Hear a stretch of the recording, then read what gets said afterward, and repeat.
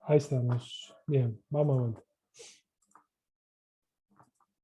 Entonces, decimos, con esta situación vamos a tratar de determinar lo que es la renta nacional a través de los tres enfoques. El enfoque del producto, del ingreso y del gasto. ¿Sí? Si hacemos las cosas bien, tendría que dar en los tres enfoques el mismo resultado. ¿Sí? Bien. El enfoque del producto, decimos que es el valor total de los bienes y servicios producidos y lanzados al mercado. ¿Qué pasa con esto? Que para no duplicar bienes que son intermedios de otro, lo que hacemos es, en cada proceso productivo, lo que tomamos es el valor agregado, o sea, la diferencia entre el precio de venta menos el precio o el costo de los insumos, materias primas o bienes intermedios. ¿Sí? El precio del producto lo tenemos determinado acá. ¿Sí? Acá en la fila número 8, en total, para cada uno de estos eslabones de la cadena de producción. ¿Sí? Y los insumos, fíjense que lo tenemos acá en la fila 3. ¿Sí? Entonces, yo para determinar el valor agregado del sector agropecuario, voy a hacer el total de ventas menos el total de los insumos. El valor agregado del sector agropecuario me va a 33.500. ¿Sí? En la industria, ¿cómo va a ser? El valor agregado va a estar dado por el precio o las ventas menos lo que es o lo que son los insumos incorporados al proceso productivo. ¿Sí?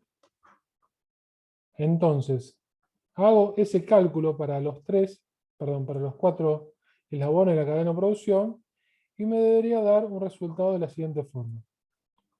Y acá también. Fíjense, en base al enfoque del producto, el valor agregado del sector agropecuario es 33.500. Industria 36.320, el mayorista 22.000 y el minorista 30.000.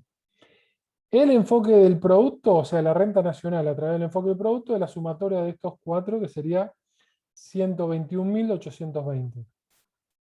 ¿Sí? ¿Estamos acá? ¿Sí? Sí, profe, sí, Sí, sí, sí. profe, estamos. Va. Pasamos ahora al enfoque del ingreso. ¿Sí? El enfoque del ingreso es la sumatoria de los valores monetarios por las retribuciones que reciben los titulares de los factores productivos por cederlos a las empresas. ¿Sí? Los factores productivos son tres: tierra, trabajo, capital. ¿Sí? Tierra, trabajo, capital. ¿Cuáles son las retribuciones por esos factores productivos? Son salario, intereses, alquileres y beneficios. Entonces lo que tenemos que hacer es, tenemos que sumar todas las retribuciones por esos factores productivos en toda esta economía. ¿Sí? Lo que podemos hacer es sumar cuánto se va a recibir de salario en esta economía, cuánto se percibe de intereses, cuánto de alquileres y cuánto de beneficios. ¿Sí? Entonces, si vamos a esta parte, tenemos que de sueldos en esta economía se recibieron salarios por 53.000 pesos. Lo vemos acá abajo, ¿no? ¿Lo ven? Bien. Es la suma de estos cuatro, o sea, de la fila número 4. De intereses se reciben, que es el precio por los factores productivos, 10.820. Sumo todo esto, 10.820 lo tengo acá abajo. De alquileres tengo 24.500. ¿Sí? La suma de esos cuatro me da 24.500. Y de beneficios me da 33.500 pesos. ¿Sí? Fíjense que acá, si yo sumo las distintas retribuciones, los factores productivos, ¿sí? Me va a dar 121.820, igual, coincidente con el mismo valor que llegamos por el enfoque del producto. Hasta acá estamos. ¿Sí? Ya tenemos la resolución o la respuesta de dos productos. El enfoque del gasto. ¿Quién me explica el enfoque del gasto?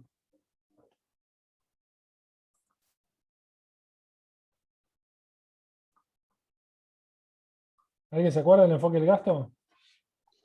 Sí, había que sumar el consumo privado, las inversiones y el gasto del gobierno sería. Bien. El consumo privado, las inversiones. Acá tenemos inversiones. ¿Hay inversión acá? No. No, no No. hay. Bien. ¿Tenemos consumo del Estado? Tampoco.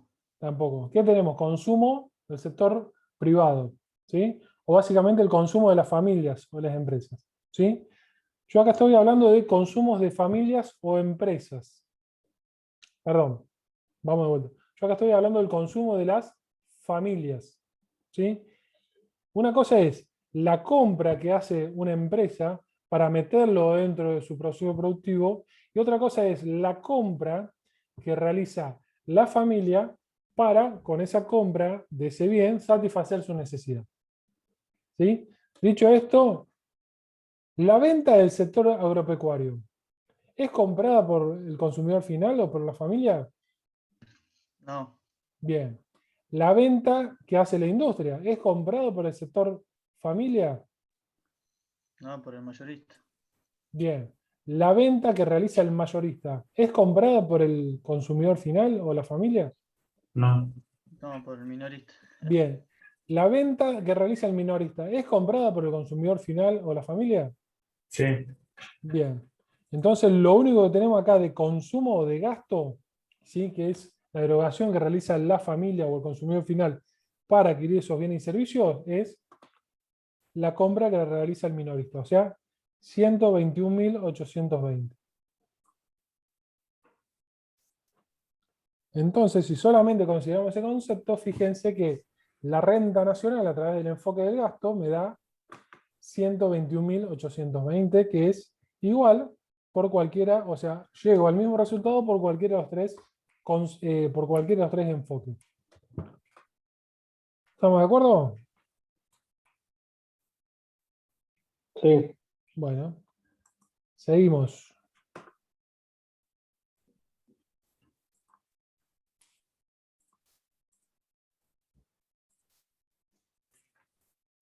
Bien. Entonces, como llegamos al resultado del Excel, ¿sí? Yo voy a llegar al mismo resultado por cualquiera de los tres enfoques, ¿sí? Por cualquiera de los tres enfoques voy a llegar al mismo resultado que es la medición de la renta nacional, ¿sí? Ahora, el crecimiento de una economía, ¿sí? El crecimiento de una economía va a estar dado por, o me va a estar determinado en cuánto crece realmente esa economía, siempre y cuando yo quite el efecto inflacionario del medio. O sea, si yo digo que, por ejemplo, del año 2019 al año 2020 Argentina creció un 30% y me quedo con eso, estoy tomando una decisión o estoy analizando en forma errada. ¿Por qué? Porque si bien vamos a suponer que la economía creció un 30% en términos o a valores corrientes, como lo planteamos ayer, la inflación fue de un 40%. ¿Sí? Entonces la evolución real de la economía fue desfavorable. ¿Sí? La tasa de crecimiento va a estar dado por cómo crece la producción de bienes y servicios, o sea, cómo crece esta parte acá, el resultado final de un proceso productivo. ¿Sí? El proceso productivo va a estar dado por la incorporación de distintos recursos o factores asignados a ese proceso productivo con la utilización de una determinada tecnología me va a dar como resultado bienes y servicios. ¿Sí? La renta nacional es medir la producción total de estos bienes y servicios.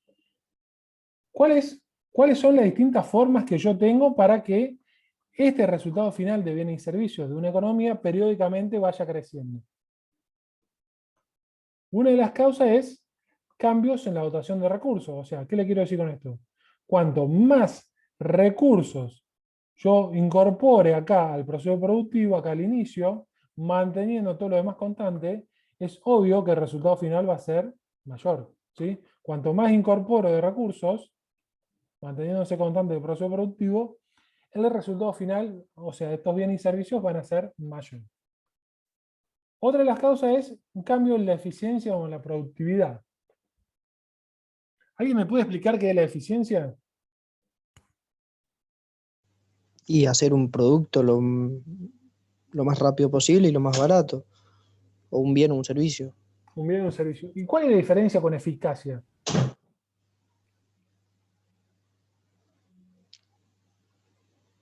Qué pregunta, ¿no? No, eficiencia no es hacerlo bien y eficacia es hacer lo mejor posible con la menor cantidad de recursos. Qué pregunta, ¿no? ¿Algún otro?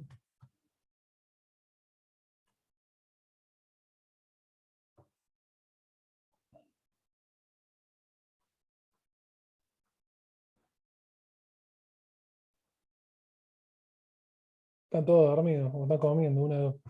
La eficacia no se enfoca más en un, por ejemplo, un porcentaje, profe. O nada que ver. La eficacia no se enfoca más en un porcentaje. Bueno, yo le voy a dar una pista, ¿no? ¿Sí? Para mí la eficiencia es hacer lo mismo que la eficacia, pero con los menores recursos Sí, posibles. así es.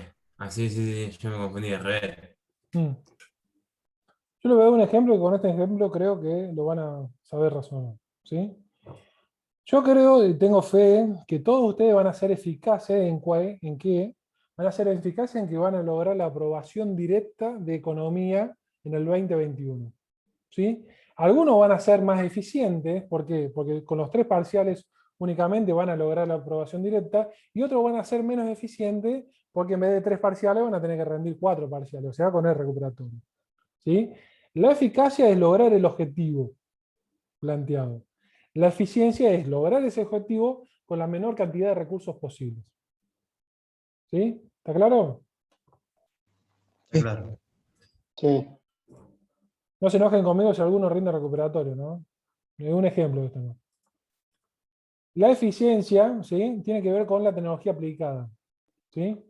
La mejora tecnológica siempre va a hacer que mi proceso productivo, a igualdad de recursos incorporados, mi resultado final siempre va a ser mayor.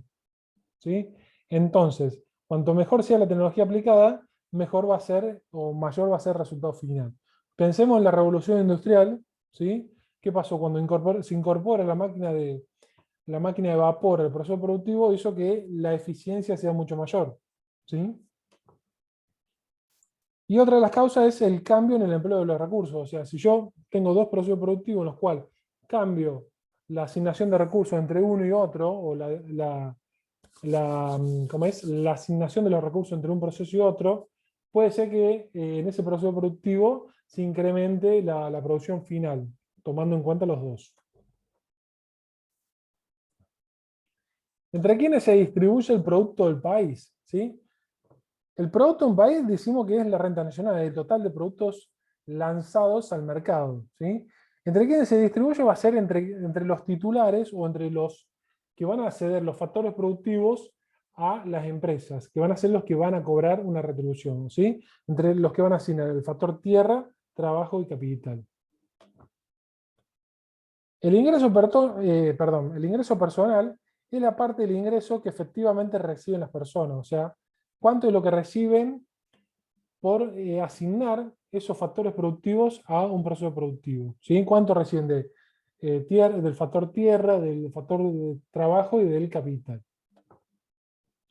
El ingreso disponible, ¿sí? El ingreso disponible es el ingreso personal que me corresponde a mí, que yo recibo por esos factores productivos que trasladé, menos los impuestos directos. ¿Sí? ¿Alguno se acuerda? ¿Alguien me puede explicar qué son los impuestos directos? ¿No eran lo que se cobran a las grandes riquezas? Sí, es un ejemplo. Ah, bueno. Pero, digamos, O sea que no afectaba a todos, dependía del nivel de, de dinero que poseías, o por ahí iba, creo. exactamente, depende de la capacidad de contributiva o la capacidad de contribuir que tiene ese contribuyente para con el Estado. ¿Sí? Cuanto mayor es tu capacidad contributiva, más te van a cobrar. Cuanto menor sea, menos vas a pagar. O no vas a pagar. ¿Alguien me puede explicar si existe o no una diferencia entre riqueza e ingreso? ¿Es lo mismo para ustedes?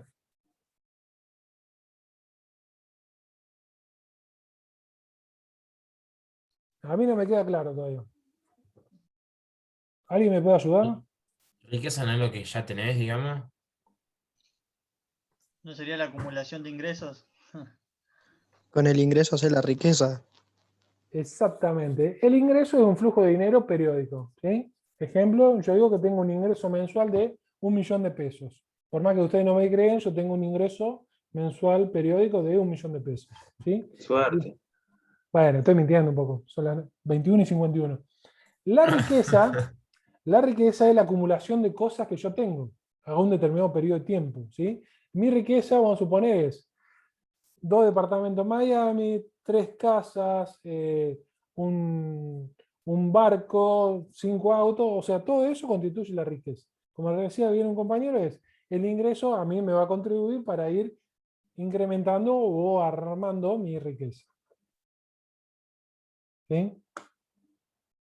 El Estado interviene en lo que es la distribución del ingreso. ¿Sí? ¿Por qué? Porque el ingreso, si nosotros dejamos que se acomode por la fuerza del mercado, siempre va a haber aquellas personas que tienen más ingresos y aquellas personas que tienen menos ingresos o que no tienen. ¿Sí? Entonces el Estado debe intervenir, ¿para qué? Para achicar la brecha entre el que más gana o el que más percibe y el que menos gana. ¿Y por qué es conveniente esto? ¿O no es conveniente? ¿Qué opinan ustedes?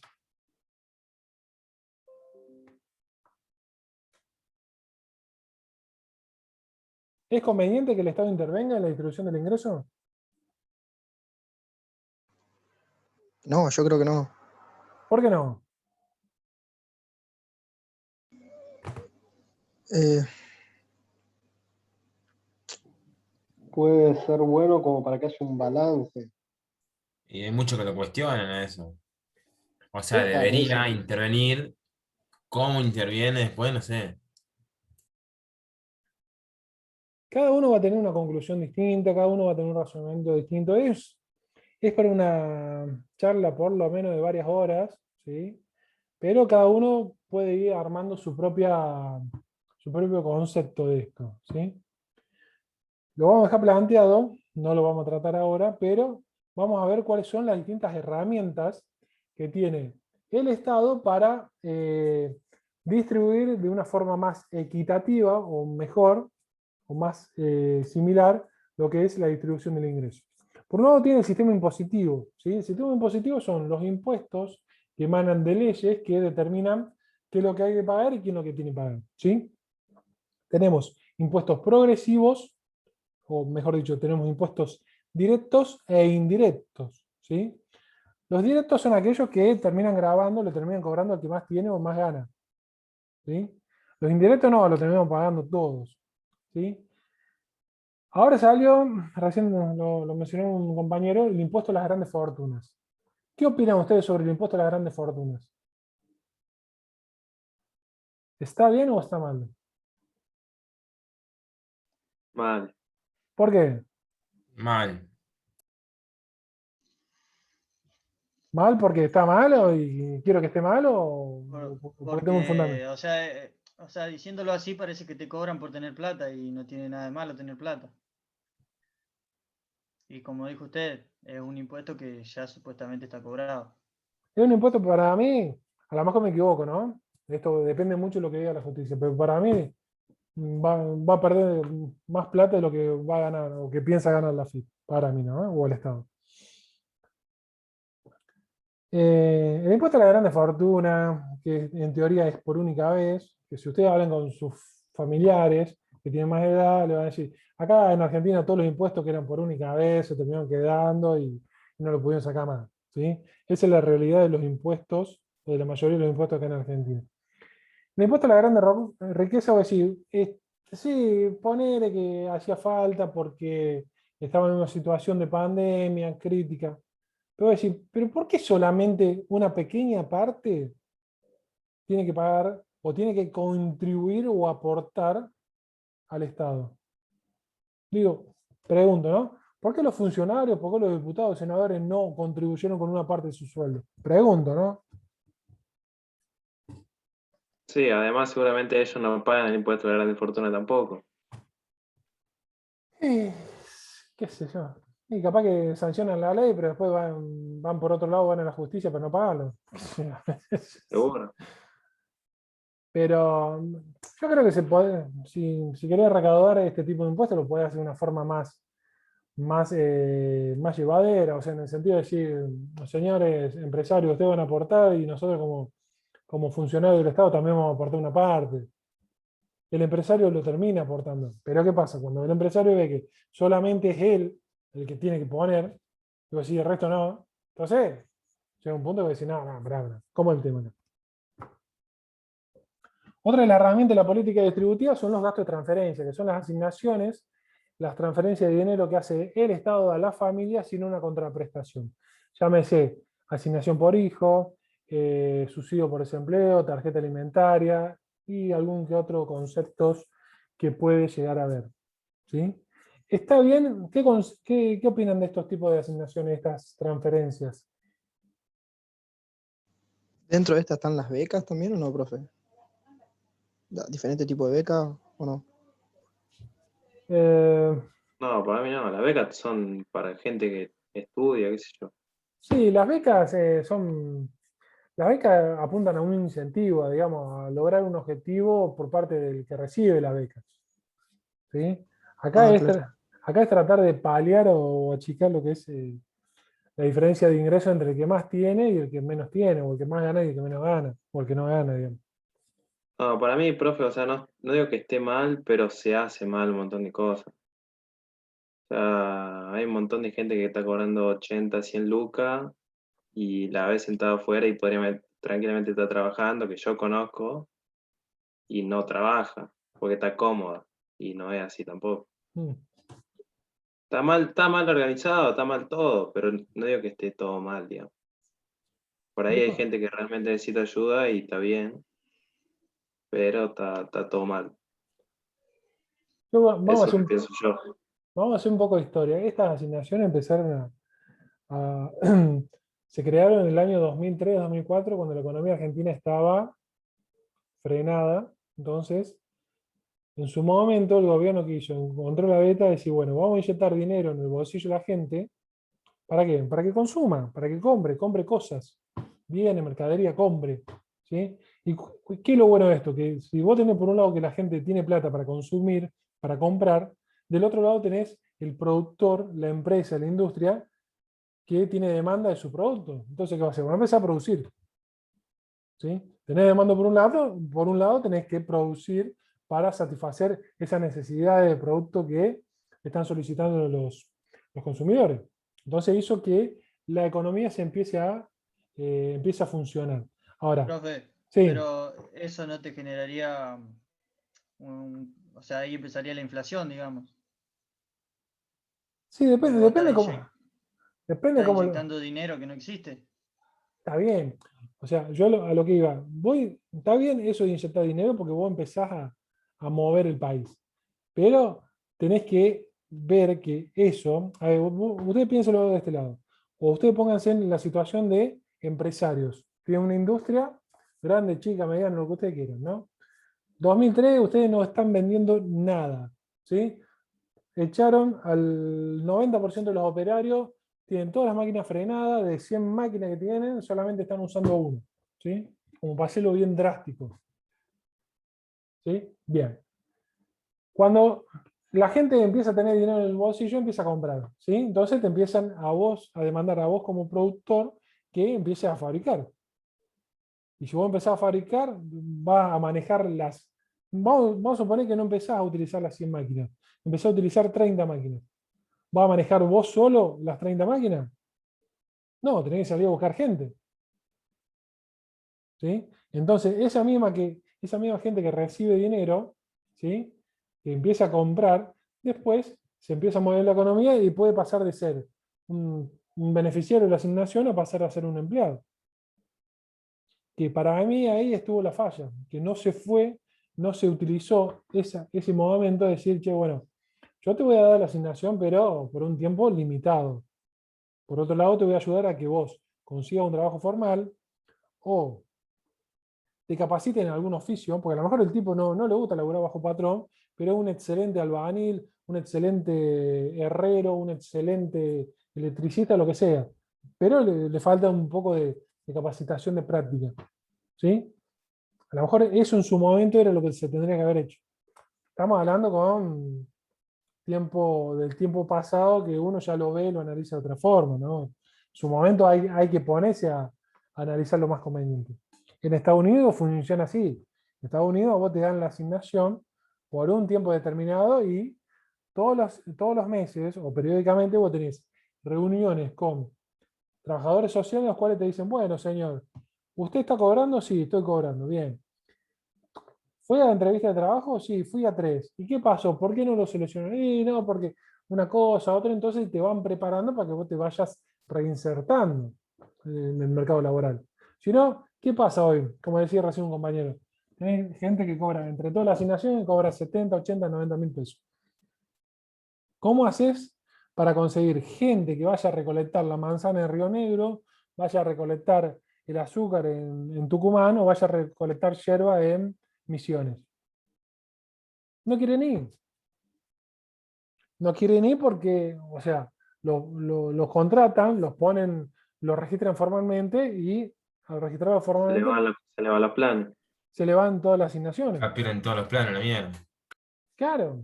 Entonces, ahí tenemos un problema de transición. Entonces, voy a decir, ¿cómo puede ser que, o sea, tenés que buscarle una solución? Decir, bueno, mirá, yo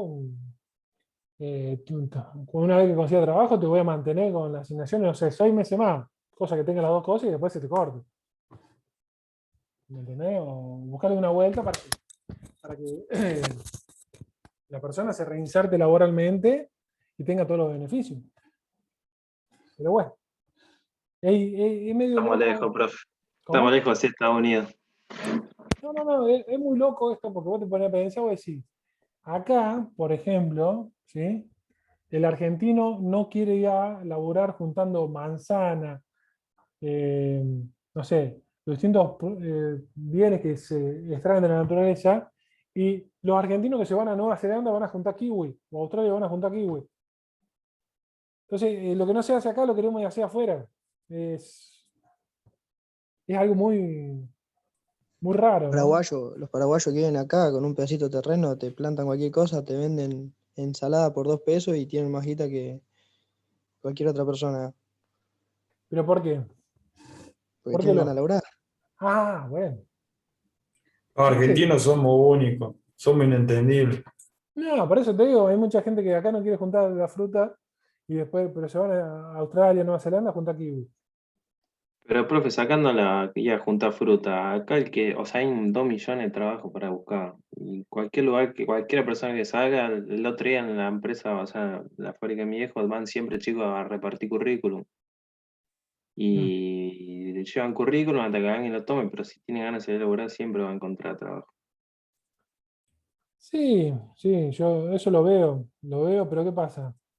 El, a veces no tienen la cultura o no tienen el chip en la cabeza de decir, yo tengo que laburar o tengo que rendir el trabajo de lunes a viernes o de lunes al sábado al mediodía. Después tengo todo el otro fin de semana para descansar. ¿Pero qué pasa? Usted póngase en su cabeza 2 años atrás, ¿sí? Con 19, 20 años consiguió un trabajo y te pagan 50 lucas, ponete, ¿no? Qué lindo. ¿Cómo? Qué lindo. Sí, bueno, suponete, gané 50 lucas, un empleo de comercio, 50 lucas, o un metalúrgico, 45 lucas, 40. ¿Sí? 45 lucas. Vos ya dejás de vivir o depender de tu familia y ya te sobra y ves que te sobra plata y que te podés alquilar algo y te compraste el autito y ya que te dicen, che, martes a la noche vamos a tomar algo, vamos al bar de Horacio, como tiene que ir alguno ahora, o después el miércoles vamos a otro lado y así. Claro, pero vos no reaccionás que el otro día tenés que ir a laburar y tenés que ir a rendir. O sea, tenés que cuidar lo que te está dando de comer. Yo lo veo en varias industrias que tienen varios empleados, que dicen, no vino o llegó más tarde. Y la mayoría son los más jóvenes, no es por discriminar a nadie, pero Y, son los... profe, yo tengo amigos que, bueno, son empleados de comercio, ganan 50, 55, Mm, con 20 años, sí, y salen de lunes a lunes, y viven con la madre, y salen de lunes a lunes, y se la gastan todas. sí, sí. Pero ¿qué pasa? Porque viven el día a día y no piensan a futuro. ¿Sí? Pero ¿qué pasa si un día de mañana vos no rendís o te pasa algo porque no estabas lúcido? Porque puede pasar, ¿no? Y te echan a la mierda. Y De chao, una vez laburo. te echo. Otra de las herramientas de política distributiva es la intervención directa del Estado. Acá básicamente lo que el Estado cuando interviene y presta servicios él a un precio diferenciado, o mejor dicho, le asigna precio diferenciado para las personas que tienen más recursos. Lo pueden ver puntualmente, son los precios diferenciados que tienen los jubilados. ¿Sí? Generalmente el jubilado tiene un ingreso menor de lo que tiene un asalariado, entonces el Estado trata de fijarles precios diferenciados para este tipo de personas. Nosotros para medir la distribución del ingreso lo podemos diferenciar entre dos tipos de enfoque. El enfoque personal, que es ir agrupando a las personas en distintos grupos, que cada grupo tenga la misma cantidad de personas, pero que lo vayamos agrupando por la similitud en el ingreso que tengan. ¿Sí? Vamos a suponer que tenemos personas que tienen desde 1.000 de ingreso hasta 100.000 pesos de ingreso. Voy a ir agrupando todas aquellas que tienen un ingreso más bajo, todas aquellas que tienen el ingreso más alto, y así entre los grupos intermedios. Por otro lado, yo puedo agrupar, agruparlo a través del enfoque funcional, que es agruparlo en base a los factores productivos que transfieren a las empresas. Entonces, en el enfoque funcional voy a agrupar todos los que son, o todos los que transfieren el recurso humano, o el factor humano, todos los que transfieren el factor capital, y todos los que transfieren el factor tierra. ¿Sí? Esto me va a permitir medir cuál es la verdadera distribución del ingreso y si es equitativa o inequitativa. ¿Sí? Las herramientas que tenemos para medir la distribución del ingreso son dos. El coeficiente de Gini, que es un indicador que va de 0 a 1 y que me mide la desigualdad en cuanto a cuanto más cercano a 0 esté ese valor, mayor va a ser la igualdad en la distribución del ingreso. ¿Sí? Cuanto mayor a 1 esté ese valor, o cuanto más cercano a 1 esté ese valor, mayor va a ser la desigualdad en la distribución del ingreso. Por otro lado, tenemos un enfoque gráfico, que es la curva de Lorenz, ¿sí? Que permite demostrar cómo es la distribución de ese país en ese periodo de tiempo determinado con la distribución, o con una distribución ideal en la cual todos perciban el mismo ingreso. ¿Sí? Fíjense, esto es el análisis gráfico de la curva de Lorenz. Acá dice 90 grados, pero no le den bolilla porque debería ser 45, pero bueno, bajado por internet decía 90, bueno, quedó así. Acá tenemos dos rectas, o mejor dicho, dos curvas. La azul es la recta de equidistribución. Fíjense que es aquella que representa la distribución del ingreso en forma equitativa. O sea, fíjense, a medida que voy incrementando la cantidad de población, el ingreso incrementa en la misma proporción. ¿Sí? Ahora, por otro lado tenemos la curva de Lorenz, que es la que me permite comparar de un periodo a otro o comparar con otros países. La curva de Lorenz es aquella que me representa cómo es la distribución del ingreso en cuanto a la distribución de los ingresos y de los distintos grupos. Esta curva de Lorenz, cuanto más cercano esté a la curva o a la recta de equidistribución, que es esta azul, mejor va a ser la distribución del ingreso. Ahora, si la curva de Lorenz cada vez se aleja más de esta, o sea, cada vez se traslada más hacia la derecha, mayor va a ser la desigualdad en la distribución del ingreso. ¿Sí? Por cualquiera de los dos métodos voy a llegar al mismo resultado. O sea, cualquiera de los dos métodos es la curva de Lorenz y el coeficiente de Gini. El ingreso per cápita, ¿sí? El ingreso promedio por habitante. O sea, cuánto en promedio de la renta nacional le corresponde a cada habitante de ese país. ¿Sí? Va a estar dado por el PBI, ¿sí? Que es la renta nacional, dividido el total de la población. Esto, el ingreso per cápita, me va a dar una idea del nivel de vida o la calidad de vida del país. ¿Sí? En su momento, la ex mandataria había dicho de que el nivel de vida o la calidad de vida en Argentina era igual o mejor que Australia y Alemania. ¿Se acuerdan de eso? O que se vivía mejor en Argentina que en Australia y Alemania. ¿Alguno se acuerda de eso? Sí, profe. Sí, Bien. Sí, profe. Vamos a ver con fundamentos, a ver si es así o no es tan así.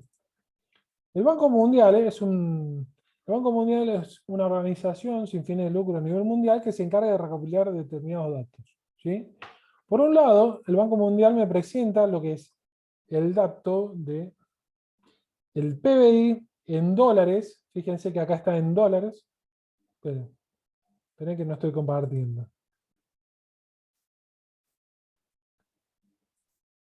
El Banco Mundial, y vamos de vuelta, el Banco Mundial es una organización sin fines de lucro a nivel mundial que se encarga de recolectar determinados datos para que sean comparables en cuanto a los distintos países del mundo, ¿sí? Acá tenemos la presentación del PBI en dólares a precios actuales. Estos valores, que está discriminado por cada país, fíjense, está en millones de dólares, ¿sí? Entonces acá podemos encontrar todos los países y fíjense, nosotros acá tenemos Argentina, 171.091 millones de dólares, y tenemos, por ejemplo, Alemania, 3.861.123 millones de dólares, ¿sí?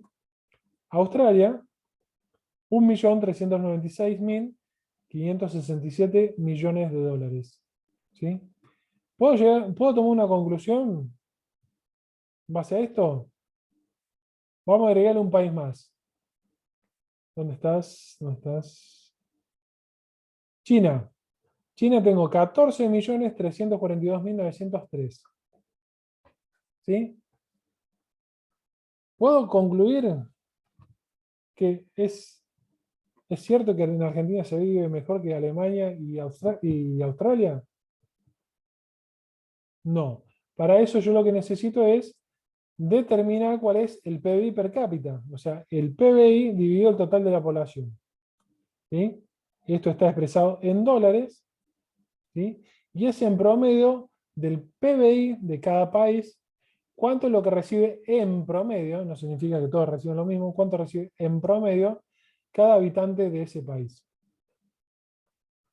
Argentina, 9.112 dólares por cada argentino. Alemania, 46.445 dólares. Australia, 55.060 dólares. Entonces, ¿qué podemos decir en base a esa afirmación que se había hecho en su momento? Con estos datos podemos ver que la calidad de vida en Alemania y en Australia es mayor a Argentina. ¿Por qué? Fíjense que, por ejemplo, el PIB per cápita en Australia es por lo menos 5 veces o más que en Argentina. Y Alemania es 5 veces por lo menos mayor a Argentina. Después tenemos países como China. A ver, el PIB per cápita en China es prácticamente igual que Argentina. ¿Qué pasa? Que si bien el PBI chino es mucho mayor al de Argentina, la población de China también es mucho mayor que la de Argentina. Por eso, fíjense que en promedio es más o menos igual. Después tenemos situaciones atípicas, como por ejemplo, podemos Suiza, encontrar. ¿cuánto tiene, profe? ¿Cómo? Suiza. ¿No tenía una de las más altas, una cosa así? O la más alta la tienen Liechtenstein, Luxemburgo, Mónaco. Acá lo tenés a Mónaco. Tenés, después vienen los países escandinavos, acá tenés Noruega.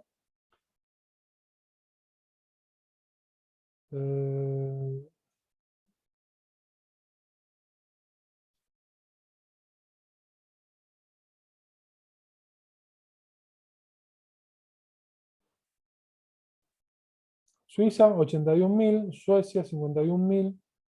¿Sí? Fíjense que hay una gran diferencia entre países europeos, países, países americanos o sudamericanos y países, ¿cómo es? Y países africanos. ¿Sí? Africano. Después otro caso. Después, bueno, tenés paraísos fiscales que aparecen ahí con valores, por ejemplo, las Islas Caimán. Hay un montón de empresas que tienen dinero ahí, que realizan actividades o producción ahí, ficticias, financieras, pero la población que hay ahí es prácticamente cero. Islandia, fíjense. ¿Estamos hasta acá? Después, el último indicador que vemos es el índice de Gini, o mejor, el coeficiente de Gini, que el Banco Mundial lo llama el índice de Gini, ¿sí? Este índice de Gini, ¿sí? Fíjense que cada país, hay países que directamente no presentan el valor del coeficiente de Gini o el índice de Gini. Hay países que presentan, pero de años anteriores, la última información, y este índice de Gini, para que lo entiendan bien, yo había dicho que era entre 0 y 1. Bueno, acá está presentado en términos porcentuales, o sea, lo que tienen que hacer es entre 0 y 1, y acá consideren si es entre 0 y 100. ¿Sí? Los valores van entre 0 y 100. Por ejemplo, nosotros comparamos. Argentina del 2018 me dice que tiene un coeficiente de Gini del 41,4. ¿Sí? Argelia tiene un coeficiente de Gini de 27,6. Está bien que es del año 2011 lo de Argelia, pero tiene un coeficiente de Gini más equitativo o más inequitativo que Argentina. ¿Qué opinan ustedes? Más equitativo, pero está más cerca de cero. Más equitativo el coeficiente de Gini o índice de Gini de Argelia en comparación a Argentina. ¿Sí? ¿Esto quiere decir que la calidad de vida en Argelia es mejor que en Argentina? No. No. Esto lo tengo que medir por otro indicador que es el PBI per cápita. Entonces vamos a comparar el PBI per cápita de Argelia y Argentina, a ver cómo es. PBI per cápita de Argelia y Argentina, fíjense que es. El PBI per cápita de Argelia es prácticamente 1/3 del PBI per cápita de Argentina. ¿Sí? Entonces, por más que yo diga que el coeficiente de Gini tiende a 0, ¿sí? Que tiende a la equidad, no significa que el nivel de vida sea mejor que otro país. ¿Sí? ¿Por qué? Porque a veces tiende a la equidad, pero tiende a la equidad para abajo. O sea, nivelo para abajo. Cuando en realidad lo ideal sería nivelar para arriba. Y después, bueno, acá nos encontramos con países, en lo que es el índice de Gini, en los cuales directamente no te presenta información. Por ejemplo, a ver, Corea, bueno, Corea no presenta, Cuba no presenta,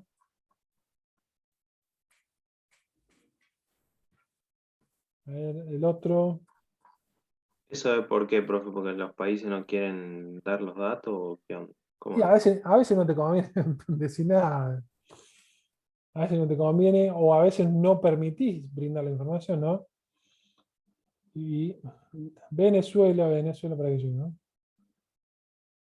Venezuela tenía un 46,9 del año 2006, la última información. ¿Sí? A veces te conviene no decir nada. Sudáfrica el 63%. A ver, otro que tengo.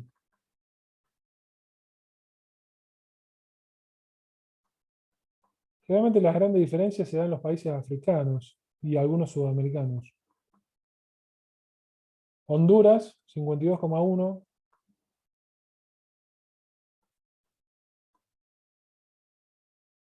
Y generalmente los países europeos están entre están de un 40% para abajo.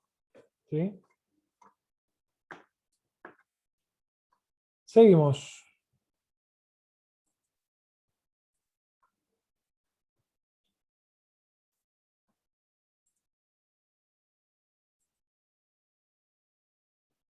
El ingreso, bien, ese es. El ingreso de una persona, el ingreso de ustedes, solamente se puede destinar a dos cosas, a dos situaciones. Consumo y ahorro. O sea, el ingreso que ustedes perciban lo van a destinar al consumo o al ahorro. El consumo es la parte del ingreso que ustedes van a destinar a adquirir bienes y servicios. ¿Para qué? Para satisfacer una necesidad del día de hoy. ¿Sí? Hoy, para satisfacer una necesidad hoy. Ese consumo a nivel país va a estar representado por lo que es el consumo privado de la familia, de las empresas, más el consumo público, que es el consumo del Estado.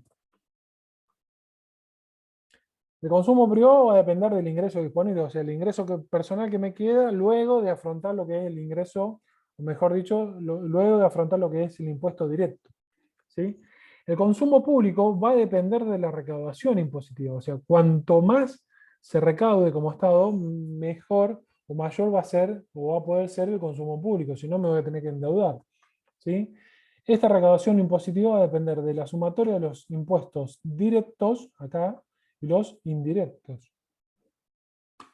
La función de consumo, ¿sí? Nosotros la función de consumo la podemos representar, ¿sí? Le podemos poner una función en la cual podemos decir que la función de consumo va a depender o va a tener dos partes, ¿sí?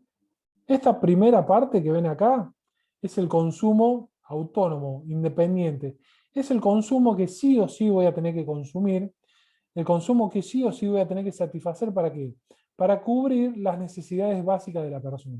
O sea, ¿qué quiere decir esto? Que este consumo no depende del ingreso. O sea, yo tenga ingresos o no tenga, lo voy a tener que satisfacer o voy a tener que consumir esta sumatoria de dinero. Ahora, después voy a tener el consumo que va a depender del ingreso, ¿sí? Y representa el ingreso, entonces, una parte de este ingreso, ¿sí?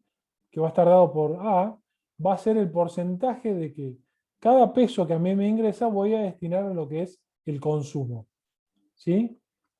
Gráficamente, esta función la podemos ver acá, fíjense. Nosotros decíamos que la función consumo se compone de dos partes. Por un lado, el consumo independiente, que no depende del ingreso, que es este acá, fíjense. Renta o ingreso, nosotros tenemos acá en la parte horizontal. Cuando el ingreso es cero, el consumo no es cero. ¿Por qué? Porque no está acá. El consumo arranca acá. ¿Sí? Fíjense, esta parte que yo tengo acá, toda esta partecita, cuando yo tengo un ingreso de cero, es lo que tengo que consumir sí o sí para satisfacer las necesidades básicas. ¿Sí? Entonces, ¿cómo lo voy a cubrir a esto? ¿De dónde va a surgir el dinero? Salvo que tenga papá, mamá, algún pariente que me financie, que me sostenga económicamente o financieramente, no me va a quedar otra que endeudarme, ¿sí? O acudir al desahorro, ¿sí? Endeudamiento. ¿Para qué? Me voy a tener que endeudar o me voy a tener que endeudar en el futuro para satisfacer el consumo presente, ¿sí? A medida que mi ingreso, fíjense que a medida que va creciendo mi ingreso, acá, el ingreso va a ir subiendo, fíjense que el consumo va a ir creciendo pero en menor proporción, ¿sí? Hasta llegar a un punto en el cual el ingreso va a ser igual al consumo, ¿sí? Cuando yo llego a este punto, ya no me tengo que endeudar más, ¿sí? Y de acá en adelante, cuando un ingreso de acá mayor, el ingreso va a ser mayor a lo que es el consumo. Entonces me va a empezar a quedar una parte para poder ahorrar, ¿sí?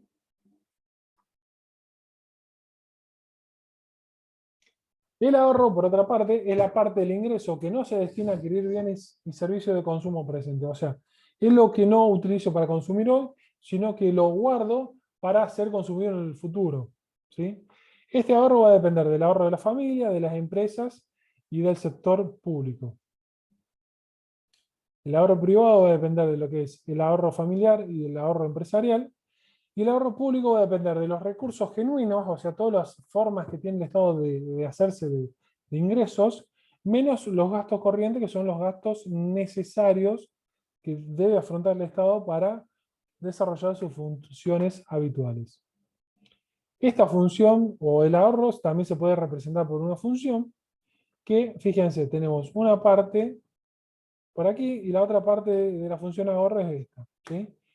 Esta parte, que es independiente del ingreso, esta parte del ahorro va a ser negativa, ¿sí? Porque para contrarrestar lo que es el consumo independiente del ingreso, ¿sí? Como tengo un consumo independiente, por más que el ingreso sea igual a cero, esta parte del ahorro independiente va a ser negativa, ¿sí? A medida que crece el ingreso, va a ir incrementándose lo que es el ahorro inducido por el ingreso. Gráficamente, fíjense, Cuando yo tengo un ingreso, el ingreso que está representado en el eje horizontal, cuando tengo un ingreso igual a 0, fíjense que el ahorro, en vez de arrancar acá en 0, arranca acá en valor negativo. ¿Sí? ¿Por qué? Porque yo me tengo que endeudar, ¿sí? Me tengo que endeudar ¿para qué? Para cumplir la cuota de consumo independiente para satisfacer las necesidades básicas. A medida que va creciendo el ingreso, fíjense, va a llegar a medida que va creciendo el ingreso, el desahorro o el endeudamiento cada vez empieza a ser menor. Hasta llegar a un punto en el cual el ahorro es igual a 0, perdón, el endeudamiento es igual a 0 y a partir de ese punto en adelante, cada vez que crezca el ingreso, el ahorro empieza a ser positivo. ¿Sí? Comparando los dos gráficos, fíjense que un ingreso igual a 0, yo tengo un consumo autónomo, independiente del ingreso, que va a estar cubierto por este endeudamiento que no va a depender del ingreso. A medida que va creciendo el ingreso, fíjense cómo el ingreso crece en mayor proporción de lo que crece el consumo, entonces esta brecha es cada vez menor y por ende el endeudamiento es cada vez menor. Llegado a un punto en el cual el ingreso es igual al consumo, o sea, todo lo que ingresa en mi economía o en mi sueldo se utiliza para el consumo, el ahorro en ese momento va a ser igual a 0. De ahí en adelante, el ingreso pasa a ser mayor al consumo, entonces me empieza a generar un ahorro positivo.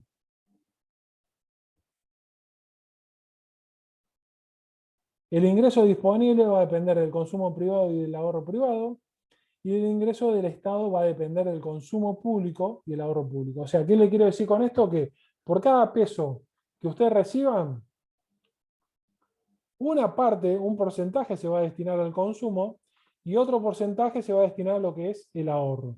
¿Sí?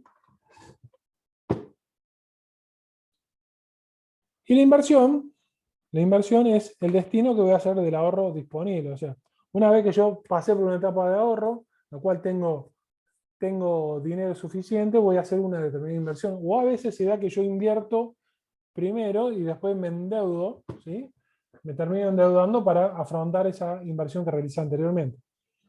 La inversión es un sacrificio presente a cambio de obtener un valor futuro. ¿Sí? Esto tiene distintas características que es. Una es el tiempo, ¿sí? En la cual yo hago una inversión hoy, en el día de hoy, o en el tiempo actual, para ver beneficios futuros o ingresos futuros a través del tiempo. ¿Sí? Tiene riesgo, ¿por qué? Porque yo no sé cómo me va a ir esta inversión. Yo no sé en cuánto tiempo voy a recuperar esta inversión. ¿Sí? Y el beneficio, al ser riesgoso, yo no sé si voy a tener un beneficio positivo o me va a dar una pérdida. Las inversiones pueden ser financieras, ¿sí? O reales. Una inversión financiera es cambiar un activo financiero por otro. ¿Sí? Yo tengo pesos, compro dólares. Comprar dólares es una inversión financiera, cambio un activo financiero por otro. Comprar depositado en plazo fijo es una inversión financiera. Comprar criptomonedas o Bitcoin es una inversión financiera. ¿Sí? Por otro lado, nosotros tenemos la inversión real, que es el aumento de la capacidad física, o sea, la compra de bienes de capital o infraestructura en una determinada economía. La suma de ambas me va a dar lo que es la inversión bruta interna. Esta inversión bruta interna es el valor monetario de la producción de bienes de capital en un país en un periodo de tiempo determinado. Va a estar dado por la inversión de reposición, que es reponer, acá estamos hablando de reponer la pérdida de valor producto de la amortización de los bienes de capital o de la depreciación de los bienes de capital, más la inversión neta.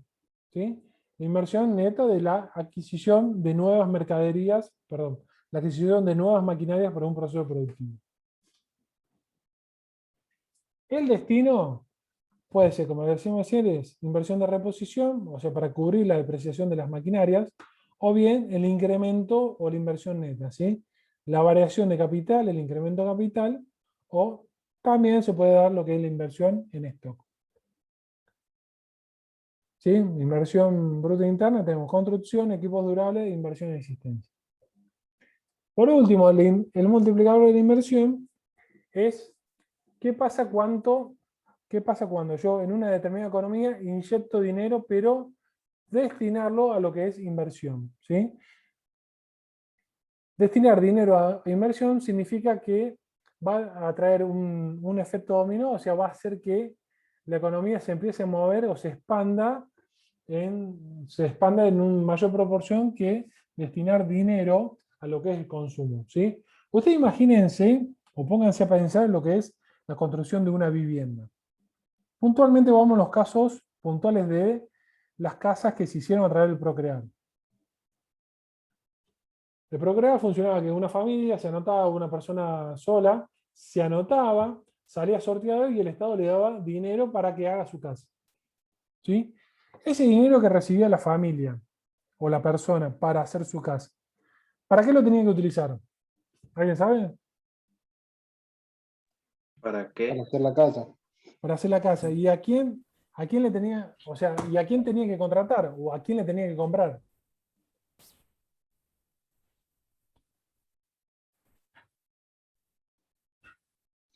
Y tenías que contratar un arquitecto, un albañil que te haga la casa, tenías que contratar todo, digamos.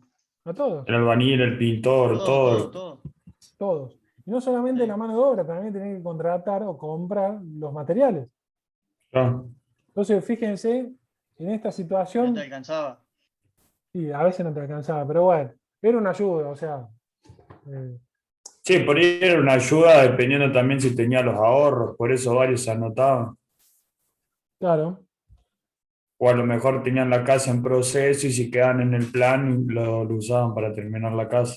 sí, o algunos se da maña o se da maña para hacer esta actividad y la termina haciendo uno, ¿no? Ojo.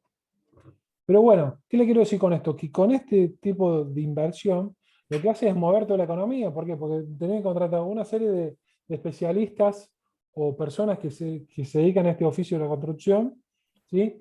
Todas las personas que venden esos materiales para la construcción, todas las personas que tienen que ver con estas autorizaciones, con todas estas finalizaciones de obra, que se llámese arquitectos, ingenieros, o sea, una sumatoria de personas que se terminan recibiendo un ingreso producto de esta inversión que se hace.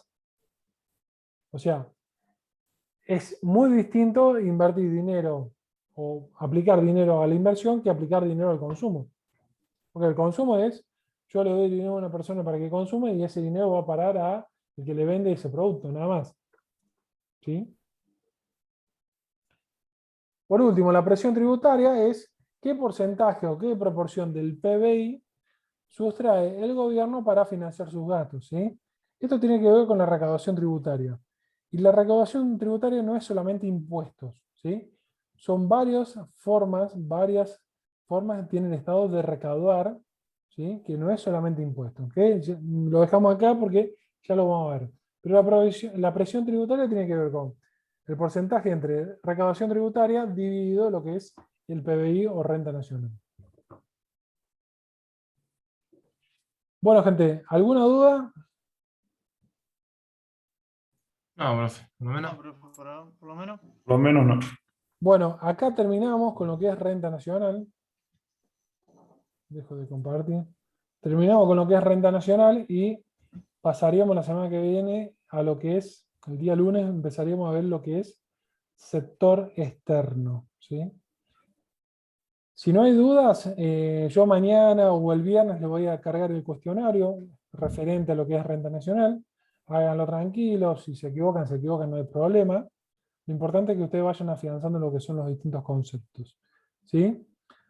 Cualquier duda que no tengan ahora y les surja mañana o pasado o el viernes, me escriben en el grupo de WhatsApp, ¿sí? No hay problema, lo vamos viendo. Las clases voy a ver si las clases, la grabación de las clases, veo si se las mando por WhatsApp, por mail, o voy a ver si en una de esas se las subo a YouTube para que ustedes las vean directamente porque es más fácil la carga. Gente, ¿alguna duda? ¿No? Bueno, No, hasta ahora. vamos cerrando entonces. Cerramos el día de hoy. Nos vemos el día lunes. Bueno, Nos vemos, profe, profe. dale. Hasta luego. Bueno, profe, nos vemos. Bueno, Chao. bueno, profe. Chao, chao. Chau, chau.